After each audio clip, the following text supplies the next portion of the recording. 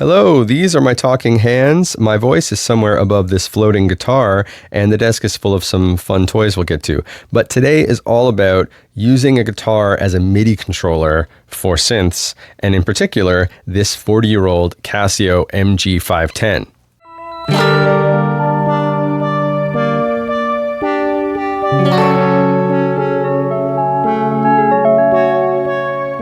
If you've watched me ramble about gear before, you've likely heard me mention the name Phil, as he's a friend of mine who encourages me to buy all kinds of stuff, but sometimes lends me fun things like this Casio MG-510 he picked up. It needs a little bit of work. I'm trying to help him with that, but also I'm just trying to have fun with a MIDI guitar and see where we can go with it. The answer is lots of fun, weird places. Spoiler alert. So today is going to be really about some examples of what you can do with a MIDI guitar, or in particular this model, I guess, and in increasing complexity, we'll add more gear and do more fun things with it.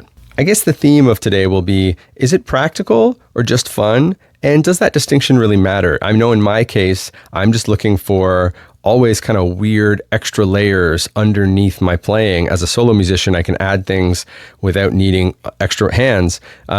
If you're someone who needs perfect tracking, zero latency, etc., I don't know that anything would satisfy that, but this does okay. But we'll have some examples in a bit where it maybe struggles, but I'm going to play to its strengths, obviously, because I want to show how much fun you can have. So about the guitar itself, the Casio MG-510 from my research was made in the 80s, about 40 years old, at the famous Japanese Fuji Gengaki factory.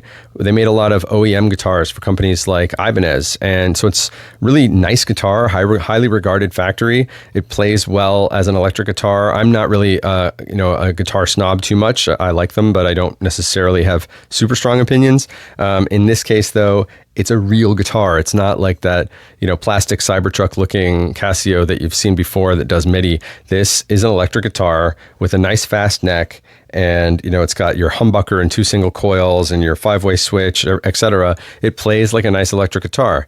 In this case, I'm going direct through a couple pedals, a cab sim, into my mixer, so I don't have to deal with miking an amp and getting perfect tone for this demonstration, so there won't be any kind of cork sniffing level worthy tone here. We're just trying to demonstrate the guitar and how its MIDI capabilities work.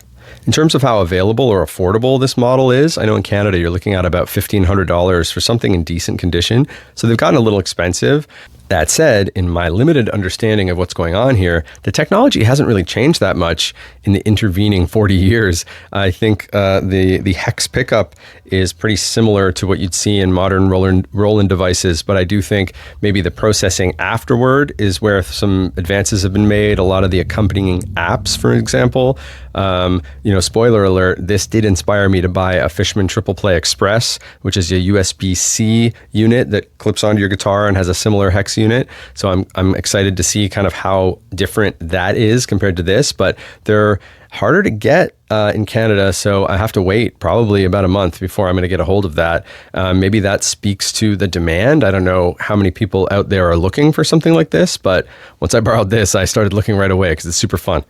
Okay, so about the MIDI of it all, because this is a fun electric guitar on its own, but we're here for the MIDI. Like I said, this thing is basically hollowed out full of circuit boards to accompany all the MIDI processing that has to happen, because unlike modern equivalents of, say, Roland or something like that, you don't need a floor unit to convert from the hex pickup 13-pin to 5-pin DIN MIDI. That is all done in the back here in a circuit board, where there are also dip switches that allow you to make some changes that we'll get into. So you don't need anything other than this guitar and then a power supply and a cable to connect to something, say, like the Microfreak, which I'll demonstrate, which is cool. It does mean you have several cables coming out of your guitar. So I have the patch cable to go into my pedal board, then we have the MIDI cable, and then in this case, I'm powering it, I think, via the wall wart that came with my microcosm, but you could use batteries and save a cable there. But so in my case, I have 3 cables plugged into this guitar, so I have to be very careful when I'm walking around that I don't trip, but I trip over cables that aren't plugged in, so there's no hope. But So you have everything you need on board, which is very cool. So let's demonstrate what that means. So we've got these 3 toggles here, and I'll switch the camera around every now and then so you get a better look at what we're talking about here. But there are some important MIDI toggles, and at the moment, I've got this selector set to guitar only. So when I play, it's just the guitar. But if I toggle up, we have guitar and MIDI, or just MIDI. So let me demonstrate the just MIDI, and this should bring the Microfreak to life. So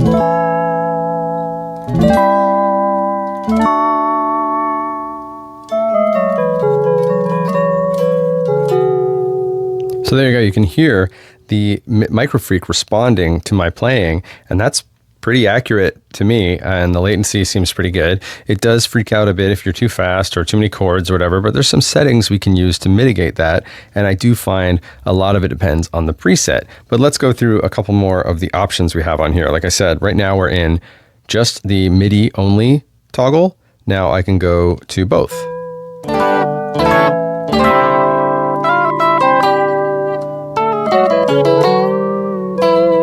You can see I just did a bend there just out of instinct, and it tracked pretty well. And there are options again for how well that works. So that's MIDI and guitar now. And then we have a toggle here for octave, which is kind of fun. So right now we're on normal, but I just flicked it up to up an octave. And now I can go down an octave.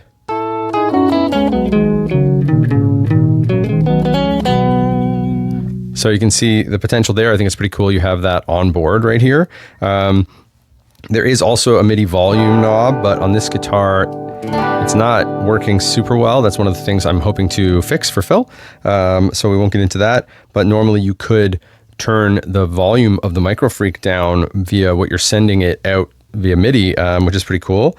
And then finally, we have this toggle switch back here that sets the mode we're in, whether we're changing programs via notes on the string, which is amazing. I'll demonstrate that in a second, or chromatic or normal mode when it comes to things like bending. So right now I'm in normal, so I can bend. I'll turn the guitar off for this, so it's just MIDI. And it does okay. I hit another string there. That's not its fault. You have to play pretty clean if you want clean tracking. So I've found as I've been using this more and more, I've been changing my playing style a little bit to try to get a little cleaner because I'm sloppy, but that's fine.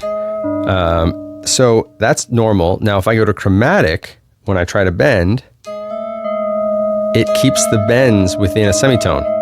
So you don't hear half bends or out of tune kind of warble or vibrato. It skips to the semitone, so it won't track at all if you don't bend enough. It's not doing anything. I keep hitting another note. It's hard to do this cleanly, but there, hopefully you can see in the camera there. If I don't bend very much, there's no vibrato at all in the signal, but if I bend enough, it goes up and down a semitone. Or I just turn on normal mode, and we get MIDI vibrato, which is pretty cool. I usually leave that on just because why not? But it does freak out a bit if you try to bend multiple notes, for example. It doesn't always know what to do. And like I said, program change via MIDI is super cool. So I flick that toggle up, and now the notes on the strings down to a certain octave will change programs. So I'll demonstrate that. Keep an eye on the Microfreak there. Now it's on an initialized patch. Now it's on an all piano patch. Roger's drum patch. So you can see, I'm not sure when that would come in super handy because you'd have to remember exactly where the patches are in terms of the fretboard location, which is kind of fun. But I do like that it exists. It's just an interesting thing to me that I never thought was possible, that my playing on a guitar string could trigger a program change. So there you go. That's the onboard MIDI implementation. We'll get into some more kind of advanced stuff we can change as we do more examples. Speaking of, I've shown you how it works. The guitar and the Microfreak playing together and tracking each other. But where I think it gets more fun, and we're going to get into many more of these examples, is when you get into arpeggiation or sequencing. So in this case, I like the timbre of this patch with the guitar, so I'm going to turn on the arp, and set it to, let's say, random. And now I'm going to play those same kind of, I think I'm in G chord, A.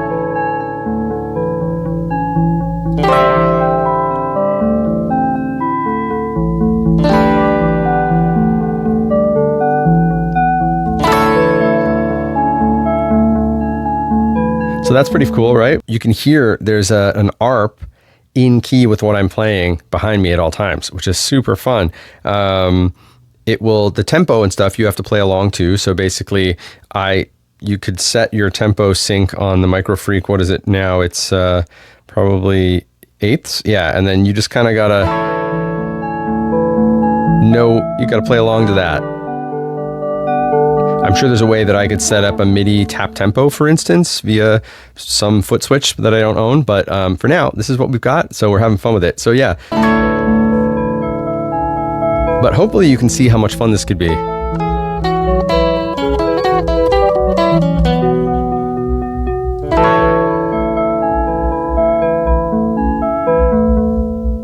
Now, I may have already mentioned, but it seems to work best with certain presets on the synth you're using or certain sound design elements. So, for instance, with me using the Microfreak here, I find that it mostly works best with synths that have a bit of an attack dialed in to complement this. So it's not trying to track overly heavily.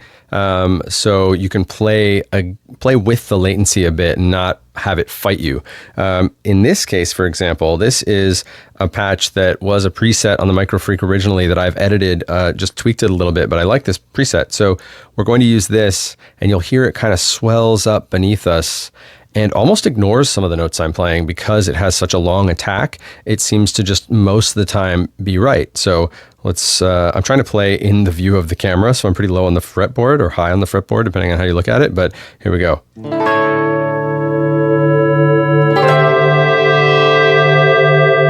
This one gets a little louder, so I'll turn that down a bit.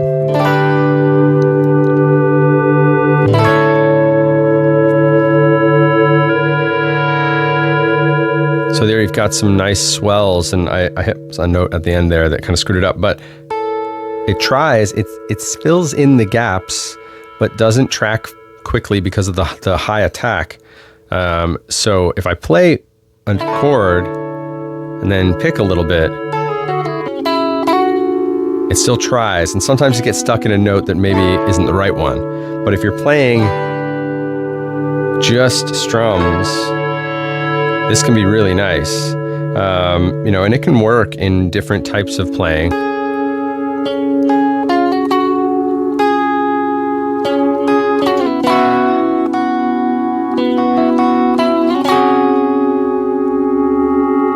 So again, it's mostly about the sound design and playing to the strengths of this type of technology, which I'm excited to do more of when I get my own Fishman pickup later to put on my Telecaster. But so those are some examples of what we can do when we're looking at, say, playing along with an ARP or playing along with like a pad. And that's because right now we have the guitar set to poly mode, which means it is one MIDI channel for all notes we're playing being sent, and the Microfreak is listening on channel 1 and it's hearing the MIDI, getting the MIDI on channel 1 from the guitar. So there's poly mode, which is cool for stuff like this, chords and things like that. And then there's mono mode, which you can set so that every string sends a different MIDI channel. And you don't really have discrete control over individual string channels, but you can select ranges. So when I turn that on, we'll be in channels 1 to 6, and then I can select which string on the Microfreak I want to respond to MIDI, or which string I want to trigger the Microfreak via MIDI. So let's do an example of that. So the first thing we have to do is flip a dip switch on the back of the guitar. I've been called a dip switch many times in my life. And that turns us into mono mode, which, as I explained, means every string will send on its own MIDI channel. And in this case, it'd be 6 down to 1. And I have changed the Microfreak's global MIDI in channel to 2. So that means the patch I've now selected, which is a Mellotron flute-based kind of granular patch that moves around a bit, will only respond on the B string. So if I play the E string, nothing, but the B string, Hopefully you can hear the Microfreak behind that. So you can work within your playing to now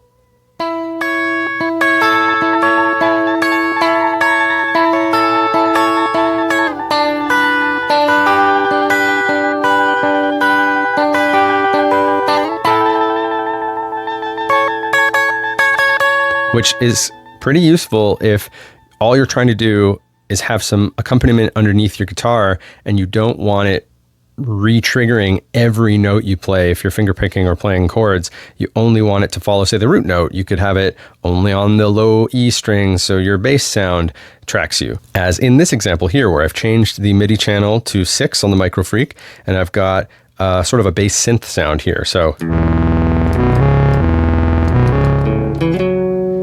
only responding on the low E. So if you're playing like power chords, for instance, and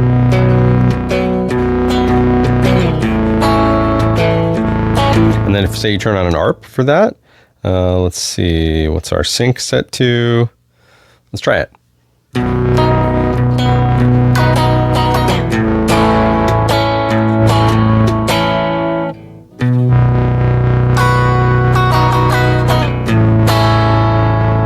Not the best example in terms of like a song, but hopefully that demonstrates what I'm talking about in terms of the mono mode. We've done a synth just on the B string. We've got a bass synth just on the high or low E string. Now, those of you who are ahead of me already can see the potential here if you had, say, a synth that was multi-timbral or multiple synths and, say, a MIDI splitter or through box or something. So you can send all your channels out to whatever you've got, say, on the table in front of you. So why don't we get to some more complex examples of how this could be fun? Okay, ta-da, we've got the Streichfett is now further in frame here, so we can get it into the party. Now, the Streichfett is technically bitimbral. You can have the solo section and the string section. The solo section can be on its own MIDI channel. So now we're in mono mode here, and we have, I believe the Streichfett is on channels 2 and 3, and now the Microfreak is on channel 4. So that means the middle strings will trigger these 3 synth sounds. It's really just set up that way because honestly, I can't remember right now how to change the MIDI channel on the Streichfett. I think it's one of those on, power on, press these things and do that and whatever. And that always annoys me, having to remember, and I can't just do it easily. But we've got it set up, channels 2, 3, and 4.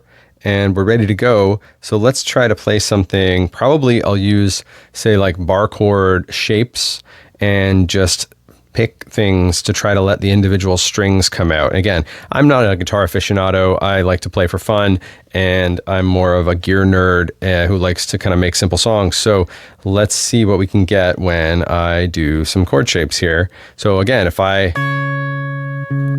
high and low E, nothing, right? But then you get that B string brings in the Streichfett.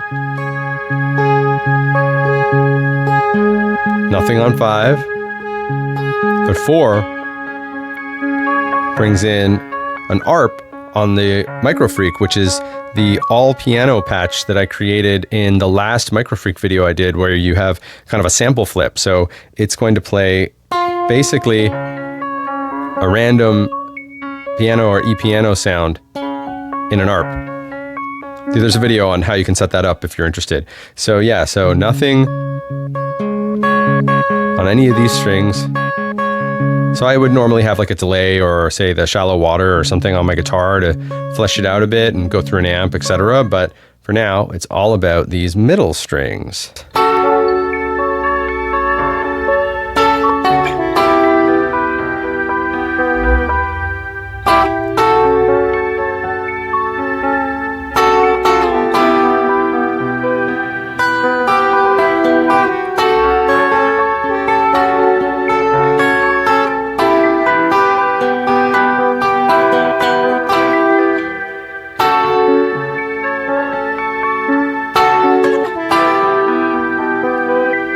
Again, not the most clean or amazing playing, but hopefully you can hear just how suddenly cinematic and theatrical that sounded. I mean, the Streichfett is a one or two trick pony, but what it does pretty well. So I can never seem to let go of it. And yeah, you add in the plinks from the piano, that all piano patch, and you've really got something kind of immediately interesting. And that's just from, we're sending the middle strings only out via MIDI to these two units with their bitimbrality on the Streichfett side.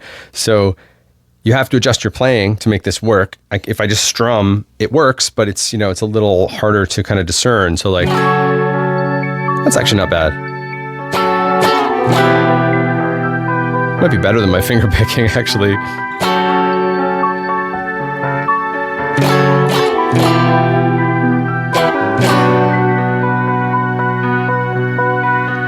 That actually wasn't bad at all. So that's the benefit of mono mode, is that you don't have to be necessarily as careful, because the one string you don't want to send out will still send out in poly mode. So you can decide, you're limited obviously to how many notes you can send at a time if you're only sending one string. So I'm only sending usually one note to the Microfreak or one note to the Streichfett, and it's doing what it does with it. So you are limited and you have to change your playing a little, but it is fun.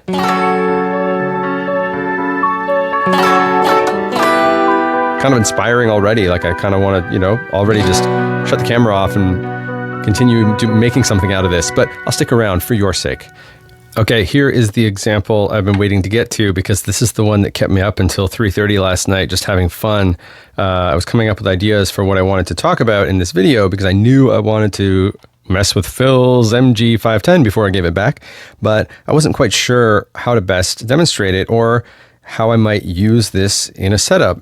And I was throwing things together and I landed on these boxes, A, because they fit in frame, but B, because it's a lot of versatility in one setup. So we've still got the Streichfett and the Microfreak. The Microfreak is now back to that initial patch we had it on that's more kind of plinky. ARP is off because we have the Midicake Arp now is acting as our kind of gateway to these other units. So I'm playing into the Midicake via MIDI, and then it is sending the corresponding ARP sequences out that I've programmed in, and it gets pretty crazy in terms of a powerful setup. There's some things you can do. There's still some things I'm working out, and I'd love to get kind of some foot switch action going on here, but I don't have anything that would facilitate that for me in certain ways. So what we're going to do here is I'm going to play, and we'll just talk through what's happening, because you're going to hear a lot of stuff and it's pretty cool. So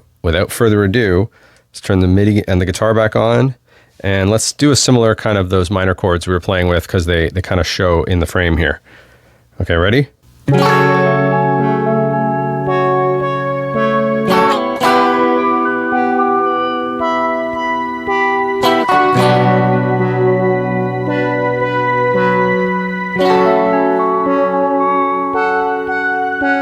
So you probably can hear a lot of stuff going on there, and it's different depending on the synth, and it's rhythmic and not just a standard, say, ARP or just following exactly what I'm playing. And that's where the Midicake has come in. Actually, I had this idea. The Midicake Arp was probably the reason that this video exists, because I started thinking about ways I could take advantage of how it can kind of tell things what to do based on me playing one instrument. I can actually play 4 or 5 at the same time, depending on how my MIDI is routed. And that's where I went on the hunt of MIDI guitars and borrowed this from Phil, and then ended up buying my own Fishman pickup that hasn't arrived yet. So I can blame this guy for a lot of that, because it was an experiment that now I'm having a lot of fun with. But in any case, if I mute the ARPs one by one, you can hear what's going on. So the first one,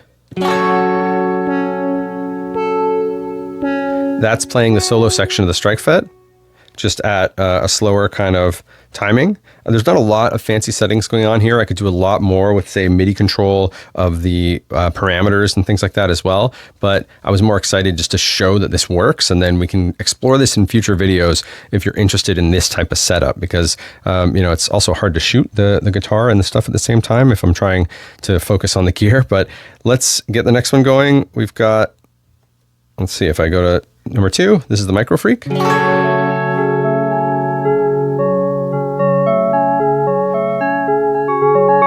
Now you can hear something cool going on there, and that's because I'm modulating the sync timing of this arpeggiator too. So it speeds up and slows down depending on what's going on, which adds a lot of variety. And I should mention as well, if I didn't already, that I switched the toggles on the back of the guitar back to poly mode because the Midicake is acting as my MIDI distributor in this case. I wanted all notes I play to be fed in there so that the Midicake can distribute the notes and the arps accordingly.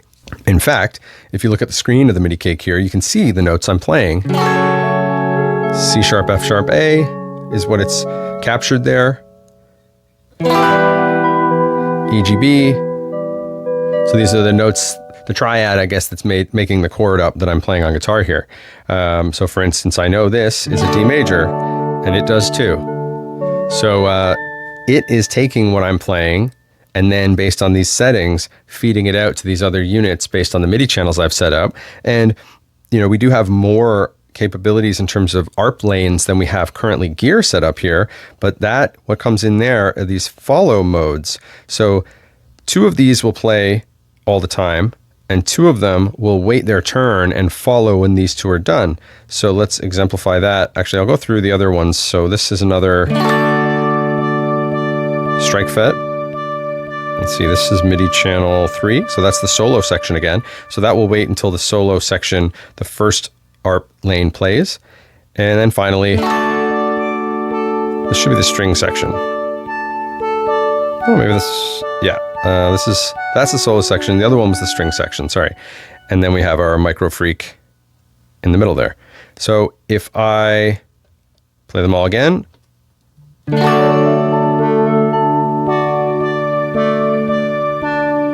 it's that one now. Now it's back. And that was just playing until the sustain on the guitar ran out, really. So I guess it didn't hear me do any new notes, so it held until kind of I let go. But that's me live playing, so it's only going to trigger if it's receiving MIDI. So if I stop, it stops.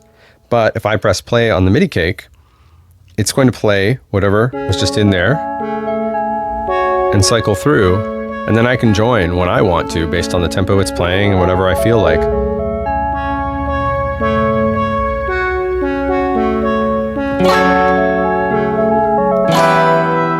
But I can take over, and now it's listening to me instead of what it had happening.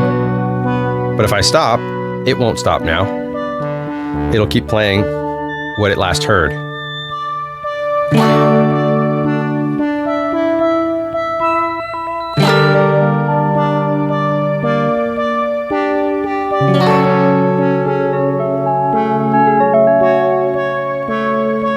So hopefully you can hear how fun this example is.